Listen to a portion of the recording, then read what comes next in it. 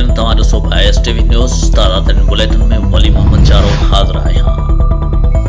नाज़रीन नवाब शाह खान राजकुमार औड जी रिपोर्ट मूजिब deputy commissioner शहीद बेनज़ीर आबाद आमिर हुसैन पंवर अज माओ जे ॿार जी सेहत मरकज़ नवाब शाह में ॿारनि खे पोलियो खां बचाव जा फुड़ा प्यारे पोलियो ख़िलाफ़ क़ौमी मुहिम जो इफ्तिताह कयो।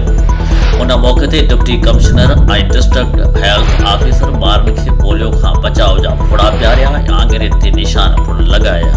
इब्तिदाई तक़रीब खे ख़िताब कंदे डिप्टी कमिश्नर आमिर हुसैन पंवर चयो त पोलियो ख़िलाफ़ क़ौमी मुहिम खे कामयाब बनाइणु क़ौमी फ़रीज़ो आहे। इन लाइ मुआशिरे खे पोलियो खां पाक करण लाइ हर फ़र्द खे किरदार अदा करणु घुरिजे। उन मौके ते district health officer doctor Daulat Shamali, district focal person polio doctor Allahbakhsh Rajpar आगाही ॾींदे ॿुधायो त ज़िले शहीद बेनज़ीर आबाद में अॼु खां शुरू थींदड़ पोलियो ख़िलाफ़ क़ौमी मुहिम दौरान ज़िले जे 3,33,000 खां वधीक ॿारनि खे पोलियो खां बचाव जा फुड़ा पियारिया वेंदा, जंहिं लाइ 1000 टीमूं जोड़ियूं वयूं आहिनि। उन मौके ते additional district health officer doctor Asadullah Dahiri, doctor Riaz Shah, district focal person polio doctor Allahbakhsh Rajpar, doctor Amina Birohi, information officer Sher Mohammad Shamali समेत सेहत खाते जा ॿिया ऑफिसर मौजूद हुआ।